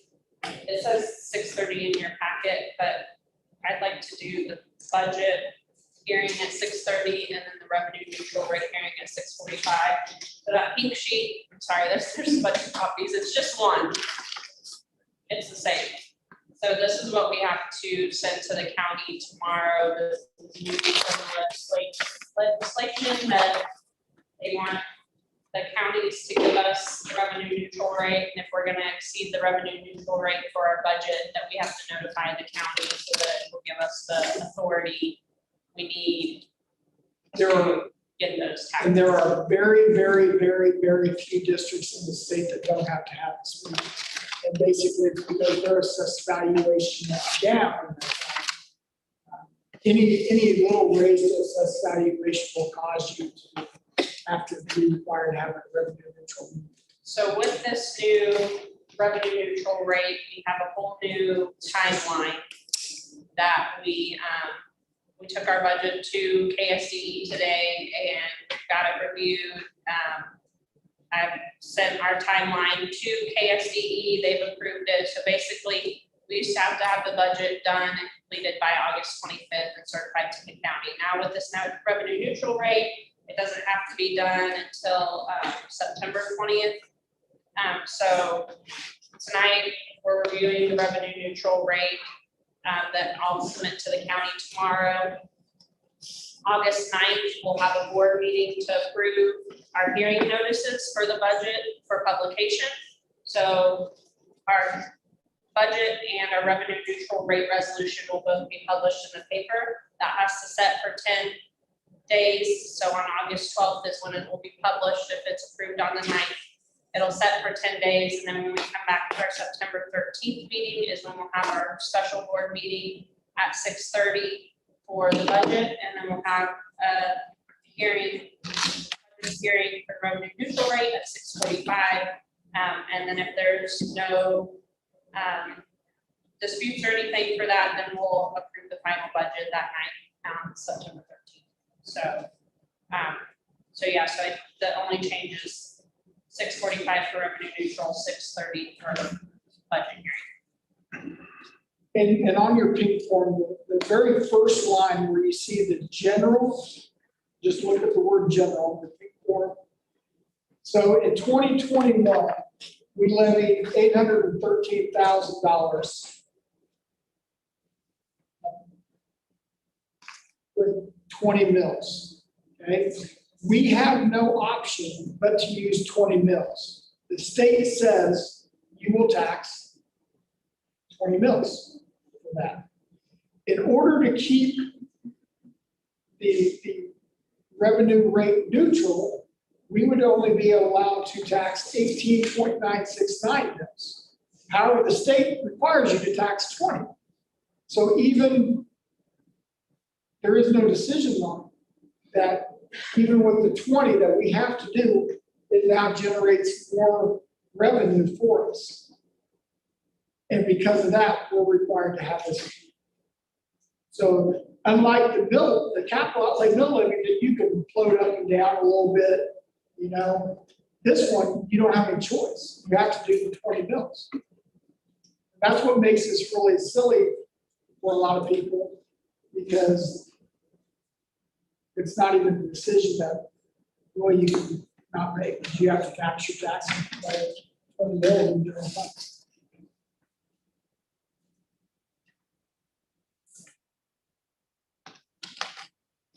So we're just approving the special board meeting, correct? Yes. Move we approve those two meeting dates as presented. And that would be September 13th. Seconded. All right, any more discussion? All in favor, raise your hand. Motion passed. Job description update. Yes.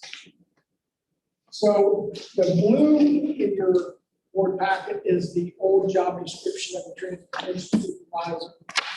That's being vacated by Bill Logan on January 1 or December 1st. I have updated his job description. I was able to get hold of some other job descriptions for a similar position in other school districts, as well as take recommended language from KSDE. They can kind of see in there that breaks out more of the qualification requirements, likely skill in mathematical skills, reasoning and all that. I just created a new updated job description. This is not something that has to be approved tonight. However, job descriptions do need to be approved before they become final. And over the course of this year, I've been debating. My plan is to update a few at a time, because we got so many different job descriptions out there. But to put them all together at one exact time would be just too big a thing for everyone to look at. I think it would be best if I just give them a little bit at a time. We update them as we go. I target the primary ones that we currently have. So if we approve this one now, you can use it to hire the next Yeah, one. that would be, this would be the one that I would say this is our approved job description for transportation supervisor.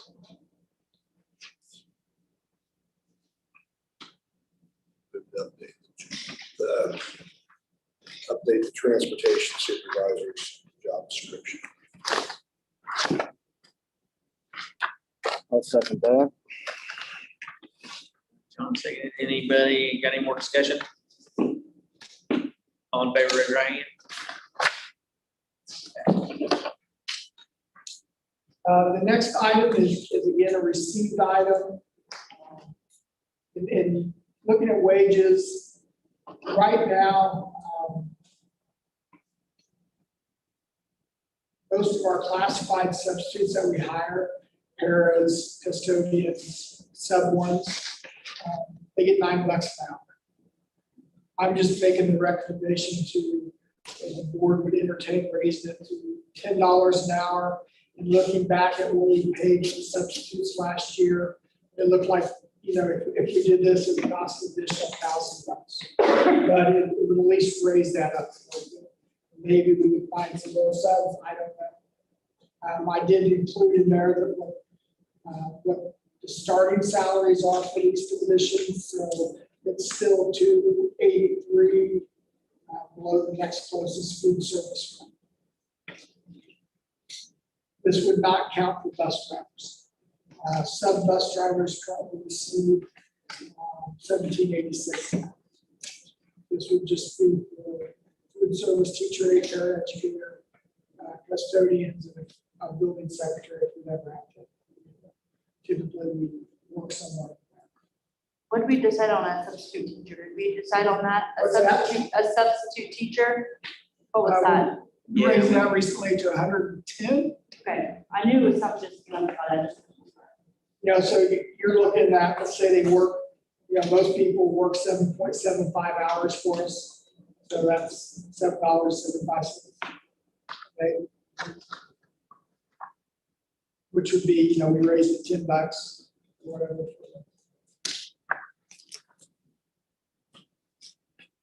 You can go more. I mean, we were at 9 and I was like, we gotta get that. That just because. Anyone want to make a motion to approve this, or you want to wait to make this an action item for next month? Any discussion? I don't have an issue with it. I think we need to meet those. Yeah, if it's not going to cost an extra $1,000, you need extra. I move we approve the increase as presented. Second it. All in favor, raise your right hand.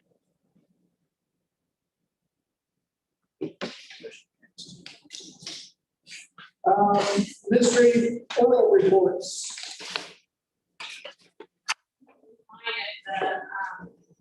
Instagram took a lot of time for that, so, and then in our book, it gives kind of our updated information on Joseph Jumpstart and the kindergarten. So,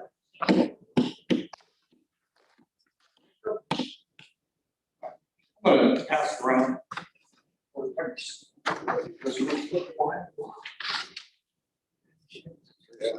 Yeah, here. No, I don't know. I want to do that. My hurdling skills, I don't know if they're up to par right now. Let me just fill one there. What's that one? Yeah, get this one. Thanks, Rod. Okay, Mr. Martin asked me if I'd just put something together, kind of let you know what's going on. You know, our wrestling mat, I don't know if you've seen that. One big reason of many that we had to give up our big invitational a while back. We figured that thing's probably about 30 years old, maybe more. We got that this long before I was here, but we were trying to trace back when it would have been. And probably there in the early nineties when, they had some pretty good wrestlers at that time. And, a couple kids went to state, did really well, but, the mat was purchased from St. Mary's of the Plains College when that was closed down back in 91, I believe. And if I remember right, it was Don Johnson Yeah, and Mike Midas went out to Dodge City to get that mat. I think you're correct. Yeah, I've heard that too. Yeah, probably. Because it was a blue mat. Yep, it was blue mat, and they had it reconditioned, refurbished to be black and red. And so anyway, we've been talking to the Army National Guard, Kansas Army National Guard, they're always looking for projects to do, fundraising to do. They used to come to me behind, ask us, and they used to do a lot of neat things for us there. And then through Mr. Hancock, same thing, kind of got started talking a little bit, and I mean, I think that was one of the things, one day I was standing out there in the Commons, and you go, what about wrestling mat? You know, you guys need a wrestling mat? And, you know, I mean, just throwing things around. So they are in the process, and I kind of put that in there, they're in the process of going through, and I think it's in like the second or third phase here is what Jamie told me today, just talked to one of the big wigs there. And they're going to, the marketing department is looking at taking on that funding tomorrow, possibly. Now, this is something we feel like we want to go through, but I've got two samples on there just so you can see on the back page. We kind of like the cardinal wording better because there's already a lot of gold on the Army National Guard. We had to, of course, include their print. It'd be smaller each corner there, and then our big Viking logo would be in the middle, and then Mission Valley Vikings would be at the top and bottom. The other one they had mocked up for us was the gold one, but we felt like that was too much gold, not enough for our cardinal for our crimson. So anyway, these things, I know back years ago, the heavy mats, that's what we've got. We're one of the few schools that probably does not own one of those Easy Flex mats. And if you've ever seen the Easy Flex, they're like 7 separate rolls and they Velcro together. Some schools tape them together if they didn't get the Velcro part of it. And they're an accordion style, but they're extremely thick and just very spongy. They use them not only at the NCAA or the NFHS level and the Acacia level, they use them for NCAAs, they use them for all the major wrestling events around. It's like Dolomer is like the brand of selling the Easy Flex wrestling mats. So they're pretty pricey. They're about $10,000, but I know those other ones originally were probably 15, 17 maybe, or 12 to 15. I remember years ago when I priced them when I was first in AV, they were still, the Easy Flex was just starting to come out in the market. And I just remember that the others were so much more expensive. So anyway, I just kind of want to fill you in on what we're looking at wanting to do. We'll find out more tomorrow on what the Kansas Army National Guard is going to be able to do. We're hoping they take care of all of it, of course, but they have two areas of funding. Like Jamie explained it to me this afternoon. And they go before and they have that funding set aside for schools and projects just like this. And this has been on their list for quite some time back during the school year. So we just haven't really brought it up until now. It's kind of, they're like, okay, we need the specs and we need the cost and all that stuff. So, and then I don't know if they can only do half of it. Mr. Clark is talking about we look at some other funding resources on our part, I guess. Yeah, they don't come through for us. My plan is to go ahead and move forward with purchasing mats because, like I said, ours is well over 30 years old. And the other thing I need to add is, back years ago, we might have only had this high school team working on those at one time. Now, we have junior high wrestling, a lot of members there usually that come out. PE classes use that one over there for a lot of the bounding, a lot of activities they do, the weights classes. And so, I mean, it's gotten more than its use, I guarantee you. And it's a pain to drag over as we've done year after year after year. We still have our junior high meet that's now up 17, and that's just a real pain to get over here. So now we will have this full-size one. We may still use that, but at least now speed things along, because that's always right around the time sub-state starts, and we're hosting sub-state. I'm freaking out because I've got a sub-state basketball game starting at 7 o'clock, and I've got a junior high wrestling starting at 4, and we're trying to get things going, and it's worked really well, coordinated it perfectly, but still, it'll be nice and it's good for our kids deserve that, in my opinion. They really do. They deserve something classy. We've taken kids to state the last several years, so they've done well. And it's just time that we try to take care of them as well. So I think we've got some funding set aside to figure it out. But our goal is to get the National Guard to help us out if possible. Because a couple of years ago, we were looking to get the new mat, and with the support of the National Guard, and that didn't come through at that time, so we kind of, okay, let's hold off for a little bit. Well, now we're to that point. We've got to make a decision with that. If they can't come through, do it, if they're in, for whatever reason, we'll go ahead and move forward and purchase the new mat. Obviously, without their input. Right. If they don't, yeah, they'll have to, in my opinion, they have to pay at least half of it to have their logo on there. So is this something that we can wait and see what they decide on and then action item for next month?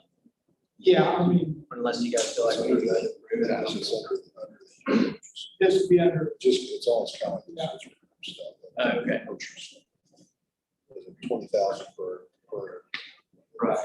Oh, okay. Okay.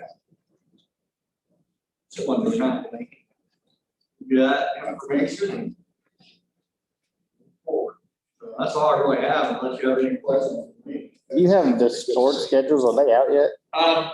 Finalizing them right now this week. They should be out here hopefully in the next few days. The problem with that is wrestling and volleyball, we change up where you go sometimes. And the invites, sometimes coaches don't want to go back to the same meets and stuff.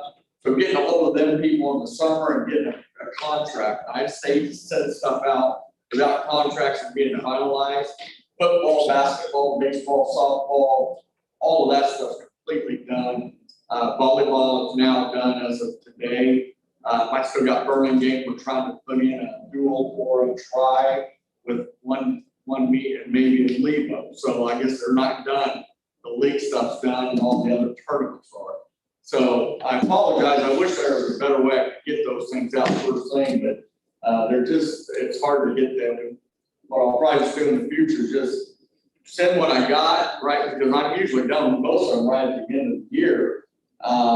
Send them, but I just don't want to print like the pocket schedules, things like that, until they're pretty darn accurate. Because then you're constantly trying to make those notifications to people and change that stuff up. So, but yes, they are going to be done in the next day or two. All right, Thanks.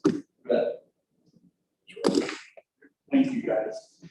All right, I don't have a whole lot. I just wanted to give you guys some reminders. We start seeing the new teachers in the building, so just put their names in there so you can start putting names and faces. When we're seeing them around, the bell schedule was the only thing that wasn't finalized in your guys' packet last month when we approved the student handbook. I put a copy of that in here for you guys.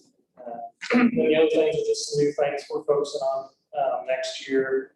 All the teachers will be involved in various committees that we meet every PD day and some days after school. I kind of hit on those earlier this year, but some of those bigger ticket items that we're focusing on.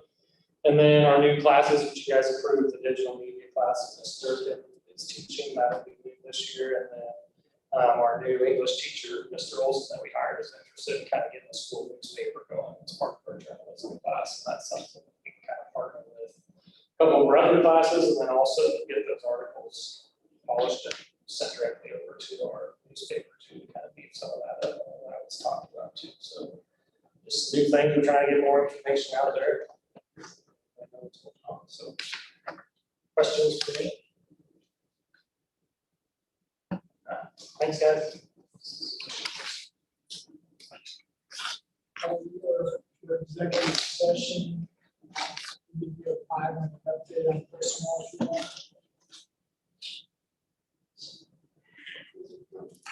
Move for 5 minutes of executive session. Second.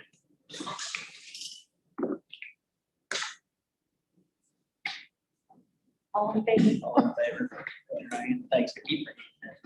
Yeah. Executive session, 5 minutes. Yeah.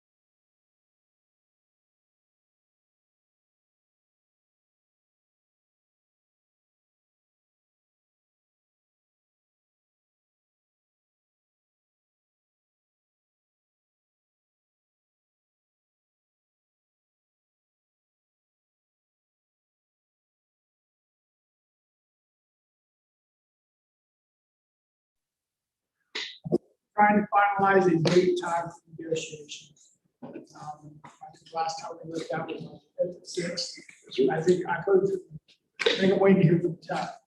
Is there any way to, like, if this keeps dragging on, do it by email or just have them send their proposals or anything like that, so we're not dragging this? So you haven't had any meetings yet? Haven't been able to find a common date, Well, if we don't have one by the 31st, we need to file and pass.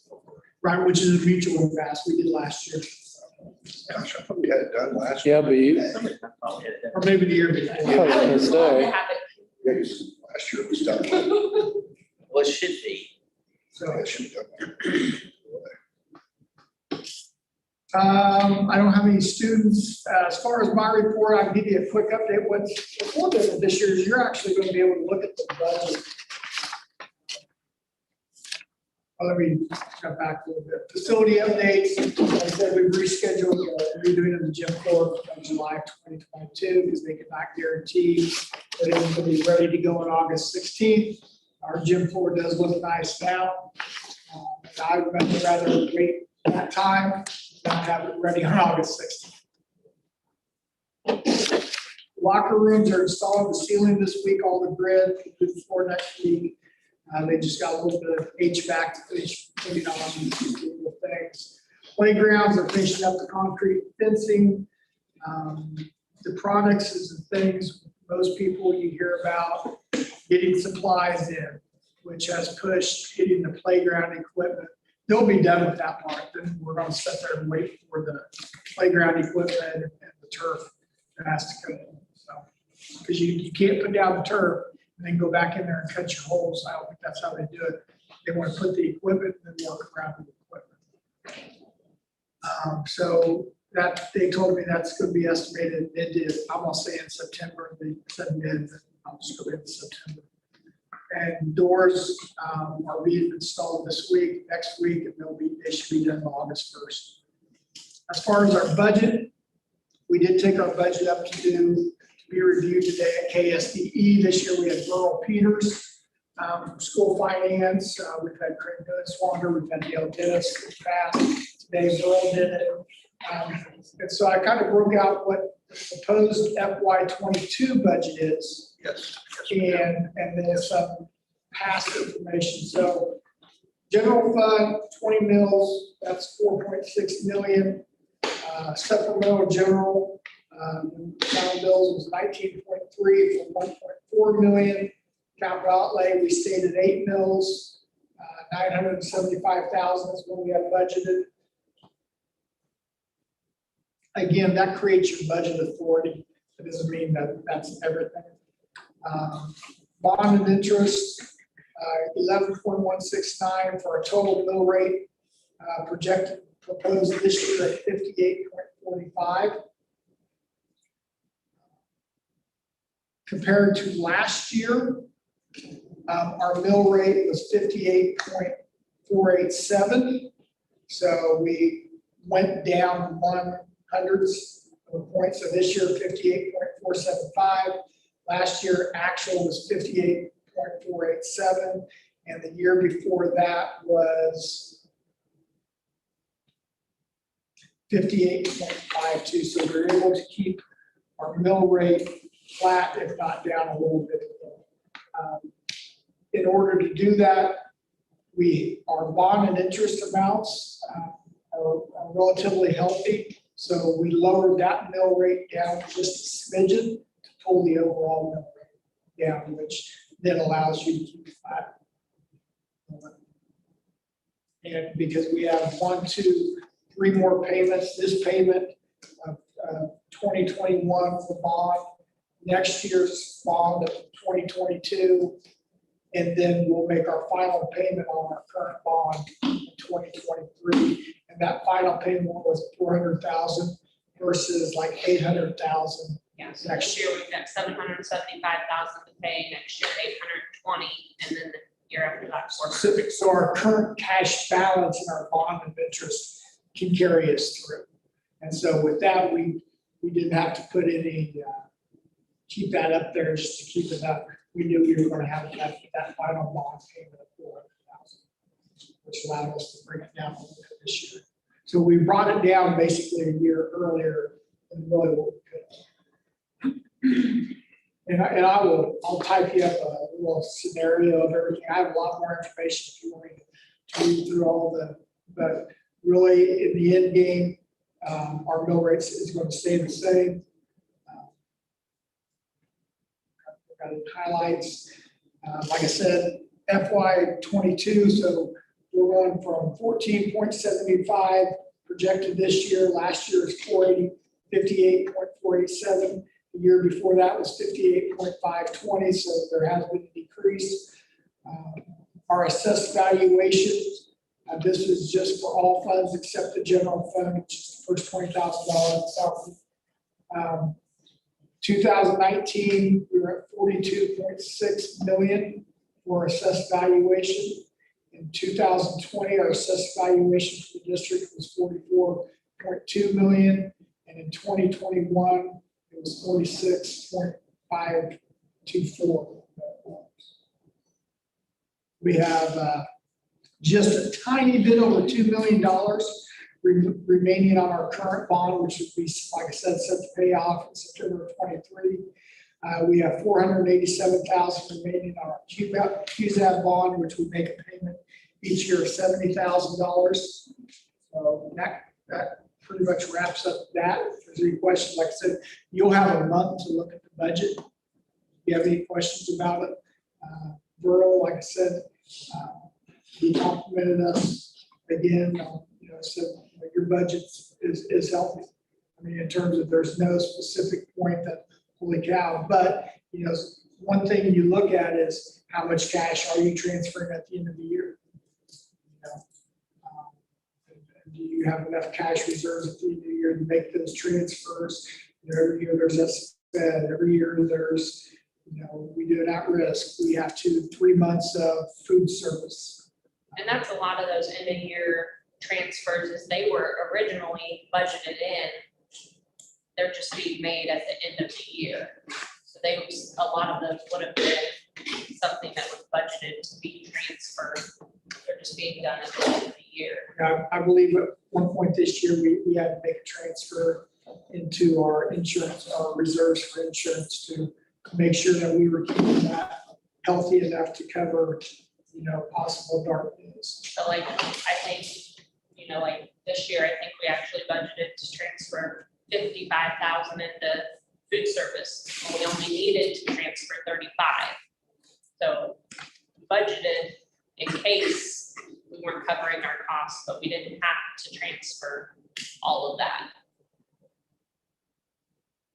Another little thing, transportation. We've been picking up students, 57th and Valencia, that triangle. We've been picking up students there, which obviously is off the road, but it's in that parking lot. And there's getting to be quite a few vehicles over there, which is starting to create some concerns. A lot of vehicles coming off around that corner. I will be talking to the possibly the Dover Community Center to see if we can just make that a pickup drop-off spot and not have it at that location. It may make a little, again, we primarily pick up all out of district students there. As far as transportation funding, money is only received from those students in district that live greater than 2.5 miles from the school. So out of district students, we don't get to claim of our 430 students, but we do bus 350 students. So that live, because we don't have, all the kids live more than 2.5 miles from there. But we do receive base state aid for those students, but they're not part of our transportation fund. So it's one of those things, picking them up is a nice thing. I would need to check on whether you absolutely have to transport. But I think by making it central location and at least giving saying, hey, here's what we can do for you. So I'll be sending that information out. I want to share it with you first before I send that out. Say, hey, possibly changing that until I find out, but our goal would be to hopefully maybe use the Dover Community Center, be able to go right in there, meet everyone there. Just use that as a central location. We have some that meet at private individuals' places. You know, that's up to that private individual. If we're already stopping there to pick up another kid, it's not out of our way. It is another kids on the bus, but it's not like out of our way that we're going. And Dover would be a very central location. If, you know, thinking of our demographics, much of our district resides between Mission Valley and Topeka, Dover, Auburn area. Much greater than it was probably 15, 20 years ago, where, you know, you had more students in this retail location. Well, now much of our district is just between us and that. So. Any other questions? Or any other information? Otherwise, August, second Mondays in August, we'll be here. I think we need to, We need to approve executive person. Oh, sorry. I move that we approve the executive personnel. Do we need to state on the liquidated damages for those two? It's an automatic unless they waive it, Okay, and there's no decision to make. okay. for a second. Second. All in favor, raise your right hand. Motion passes unanimously. Anything else? I move to adjourn. All in favor, raise your right hand.